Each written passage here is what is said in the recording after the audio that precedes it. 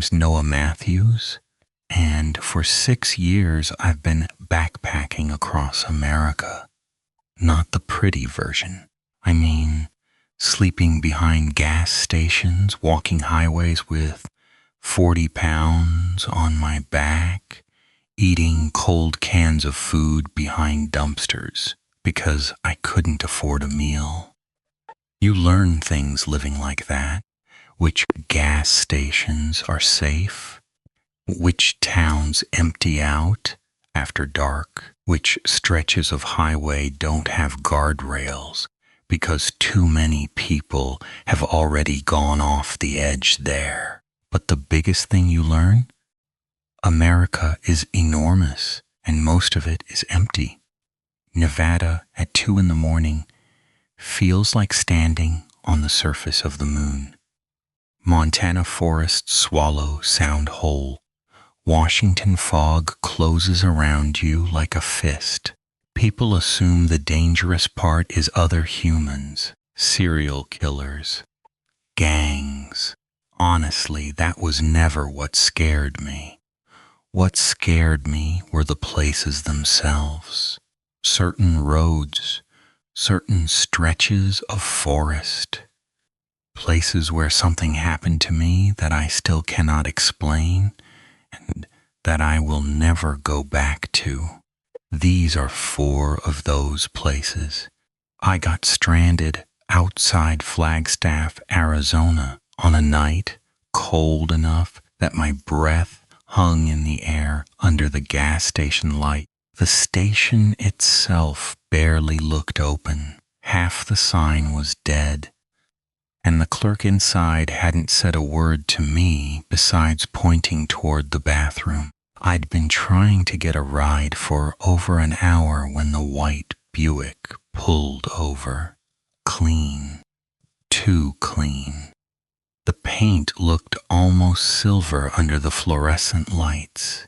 An old woman leaned toward the passenger window, 70s, thin gray hair, pale skin. Light blue sweater, both hands placed perfectly on the steering wheel, like she'd been taught to drive that way decades ago and never changed. Need a ride? Inside. The car smelled like lavender and dust, like a house where nobody had opened the windows in 30 years. She pulled onto the highway and started asking questions. Happened? Normal at first.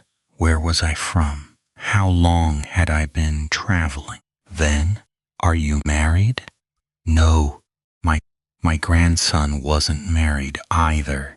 His name was Barry. You remind me of him. She said it 3 more times over the next few minutes. You remind me of him. You have the same eyes. You look just like him. Each time her voice got a little softer, a little more certain. I noticed she barely watched the road. She mostly stared straight ahead, but every 30 seconds or so, she'd turn and look directly at me, her eyes lingering a beat too long before facing forward again. Barry liked traveling too, she said. He disappeared, you know. I'm sorry. He never came home. I waited every single night for years. She paused. Sometimes I still drive out here looking. The car was getting cold. Not gradually, suddenly. Like stepping into a walk-in freezer. I looked at the vents. Nothing was blowing. My breath started showing faintly inside the cabin. Then she reached over and touched my arm. Her fingers were ice cold. Not cool. Not chilly. The kind of cold that doesn't belong on living skin. I yanked my arm back. She slowly returned her hand to the wheel. Barry used to pull away from me too, she whispered. I wanted out. Every nerve in my body was screaming. But we were in the middle of a dark highway with nothing around us. Then she said something that made my blood stop. I found him eventually, you know? I looked at her. He's in the trunk. The car went silent. I could hear the engine humming, the tires on asphalt, my own heartbeat pounding in my ears. Traffic lights appeared ahead. The Buick slowed to a stop, and then, slowly, she turned her entire head toward me. Her eyes were gone. Not injured, not bleeding, just empty black sockets, deep and hollow, set inside a face that was still smiling at me with absolute warmth, like a grandmother looking at a grandchild she loved. I ripped the door open and threw myself onto the pavement. A horn blasted behind me. I scrambled backward, dragging my backpack across asphalt. The Buick sat there at the red light. She never moved, just sat with both hands on the wheel, smiling with those empty sockets aimed directly at me. The light turned green. The car didn't move for several seconds. Then, slowly, it rolled forward. I watched the taillights drift down the highway, and then they didn't just disappear around a curve. They faded, dimmed, like something sinking underwater. Then they were gone. That night, from a motel room, I searched for Barry. I found an article from 1987. Barry Collins, missing college student. Last seen driving outside Flagstaff. His body was never recovered. I looked at his picture for a long time, and yeah, he looked like me. Dennis Warren picked me up outside Tonopah, Nevada, in a red pickup truck rattling with camping gear and radio equipment. Late 50s, sunburned, gray stubble, baseball cap pulled low. 5 minutes into the ride, he asked, "You ever seen lights out here?" I gave a polite laugh. "No, they're out here." The cab was cluttered. Maps, batteries, notebooks, 3 handheld radios mounted near the console. A rifle lay under a blanket on the back seat. Not hidden, just there. Dennis talked quietly while driving. People disappearing in Nevada. The military. Lights over the desert. Old mining towns no one should visit. I half listened, figuring him for another lonely conspiracy guy. Then his questions changed. "You ever wake up somewhere and not remember how you got there?" "No." "You ever lose time? Hours you can't account for?" "No. You'd tell me if you had, right?" His voice had dropped. He was staring at me now, not glancing, staring. The truck was doing 80 on a pitch-black highway. "I'm serious, Noah? You'd tell me." I hadn't told him my name. My hand drifted toward the door handle. Dennis reached under his seat. Every muscle in my body coiled. He pulled out a heavy flashlight, clicked it on, and shined it directly into my eyes. He leaned close, studying my pupils like a doctor checking for concussion. Then he pulled back slowly. "Your pupils are wrong," he said. "What? They're not dilating right?" He shook his head. I knew I shouldn't have stopped. He reached toward the back seat, toward the rifle. I pulled the handle and jumped. I hit the desert floor at 60 miles an hour. Gravel tore through my jeans and palms. My shoulder slammed into packed dirt. My backpack dragged me sideways. The truck fishtailed, brake lights burning red. For 5 horrifying seconds, I thought he was coming back. Then the truck straightened and disappeared west into nothing. I limped 4 miles to a truck stop, bleeding from both hands and one knee. Months later, in a Utah diner, I saw a missing person flyer on the wall. Dennis Warren, his truck found abandoned outside Tonopah. No body, no trace. But here's what I never told anyone. The flyer listed him missing since 2009. I met him in 2017. The ranger at the Olympic National Park trailhead, Bradley Hayes, told me to stay on marked trails and not to hike after dark. He said it casually, but he wasn't smiling when he said it. Washington forests feel prehistoric. Trees so massive they block the sky. Fog so thick you can only see 20 feet ahead. Ferns chest high on both sides of the trail. Everything smells wet. Everything sounds muffled. You feel like you've stepped backward 1,000,000 years. I only passed 2 hikers all day. By afternoon, the trail felt completely abandoned. That's when I saw the snake. It was crossing the trail maybe 30 yards ahead. At first, I thought it was a fallen log.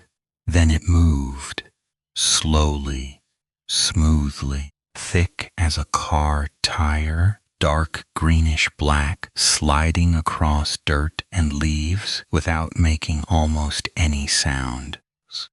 The body kept coming out of the brush for seconds. 5, 10, 15 seconds before the tail finally cleared. No snake in Washington should be that size. Nothing anywhere should be that size. It vanished into the ferns. No sound, no rustling. I should have turned back. I didn't. I camped that night on a narrow ridge. By full dark, the fog closed in completely. No stars, no moon, just gray nothing pressing against the tent walls. Sometime after midnight, I woke to footsteps heavy, deliberate. Not a bear, the rhythm was wrong. 2 feet, not 4, but each step shook the ground enough that I felt it through my sleeping pad. The footsteps circled the tent slowly, then stopped, breathing, deep, wet breathing, close enough that I could hear mucus rattling with each exhale, close enough that the tent wall moved slightly inward with each breath, like something enormous was standing inches away, leaning down toward the fabric. I didn't move, didn't breathe, gripped my knife so hard my hand cramped. Then something pressed against the tent wall. Not a hand, not a paw. Something flat and wide pushed the fabric inward until it was almost touching my face. I could feel heat radiating through the nylon. Whatever was on the other side was warm, alive, and it was pressing closer, like it was trying to feel the shape of me through the wall. Then it stopped, pulled away. The footsteps moved off through the trees. I didn't sleep again. The next evening, hiking back toward the trailhead, I stopped on a ridge overlooking the mountain's side below. Sunset light cut through the thinning fog. That's when I saw the eyes. 2 orange points glowing deep in the forest below, spaced too far apart, way too far apart. No animal has eyes that distance from each other. They stared up at me, unblinking, fixed. Then one blinked. I froze. The eyes vanished, not fading, just gone like a light switch. Then 30 seconds later, they reappeared, hundreds of yards closer, through terrain so steep and dense that nothing should have crossed it. That fast I ran. Branches crashed through the forest to my left. Something huge was moving through the trees parallel to me, pacing me. I caught glimpses of dark shape between trunks, too tall, wrong proportions, limbs too long. At one point it got close enough that I heard it breathing again. That same deep, wet, rattling sound. I didn't stop running. I burst through the ranger station door. Bradley Hayes looked up immediately. Something followed me down. I described the eyes. He listened quietly, then asked one question. Orange or yellow? Orange. He nodded. He actually looked relieved. What does yellow mean? I asked. Bradley didn't answer that. He just said, don't go back up there. I never did. The campground sat 40 minutes north of Missoula, Montana. Buried so deep in forest I'd found it by accident. 3 campsites near the loop, 2 completely empty. The third had a fire burning. The man waved me over. Adam Foster, mid-30s, tall, dark hair, flannel jacket. His wife Kelly sat wrapped in a sweater. Their daughter, maybe 8 years old, sat coloring at the picnic table. They seemed completely normal, warm, friendly. After weeks alone, sitting near a family felt like medicine. Adam handed me coffee. Kelly asked about my travels. The daughter held up a drawing of trees beside a lake and smiled proudly. Everything felt safe, but details nagged at me afterward. Their gear looked old, not worn, just outdated, like it came from a different decade. The lantern looked ancient. Their cooler was a style I'd only seen in antique shops. Even their clothes felt slightly off. Not wrong enough to question in the moment, just enough to remember later. Around 10, they turned in. Adam zipped the tent shut. The campground went silent. I sat by the fire a while, then crawled into my own tent and slept. At 12:47 a.m., I woke up hungry, climbed out quietly to reheat some soup. That's when headlights swept through the trees. A white ranger truck rolled into the loop and stopped. An older ranger stepped out, gray beard, heavy jacket. He looked genuinely startled to see me. You camping here? Yeah, family over there let me stay. His expression changed immediately. What family? The Fosters. He stared at me, then aimed his flashlight at the tents. No movement. He walked over.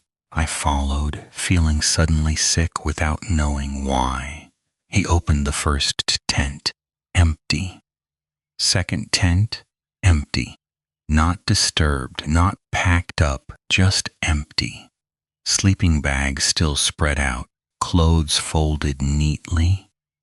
The daughter's stuffed animal sitting on a pillow. The crayons still on the picnic table, exactly where she'd left them. Nobody had left. Nobody had packed. They were just gone. The ranger found a wallet near the lantern. He opened it and went completely still. He handed me the driver's license inside. Adam Foster's face. The same man I'd shared coffee with hours ago, but the license was issued in 1951. The ranger found Kelly's ID in a purse on the bench. Same era, same impossible dates. Pack your things, he said quietly. Now. We were in his truck within 3 minutes. He locked the doors immediately. As we pulled away, I looked back through the window. The campsite sat exactly as we'd left it. Fire burning low, lantern glowing, tents standing dark and empty in the trees. 10 minutes of silence before I spoke. What was that? He kept both hands white-knuckled on the wheel. A family named Foster disappeared from that campground in 1952. Parents and a young daughter. They were never found. He paused. Every few years, someone camping alone reports meeting them. What happens to the people who meet them? The ranger didn't answer. What happens to them? I asked again. Most of them are fine. He glanced at me. Most. I searched the case the next morning from a diner in Missoula. The Foster family. Missing since August 1952, 3 people. Vanished without a trace. The article included a photograph. A family portrait taken the year they disappeared. The daughter was holding a drawing of trees beside a lake. I still backpack, but I travel differently now. I don't hitchhike after dark. I don't camp alone in empty campgrounds. And if something feels wrong, if my stomach tightens, if a place goes too quiet, if a conversation doesn't sit right, I leave immediately. I don't stand there rationalizing anymore, because America is full of beautiful places, lonely places, and dark places. And sometimes, out on some empty road or deep in the woods, at night, you cross paths with something you were never supposed to find. And sometimes it was looking for you the whole time.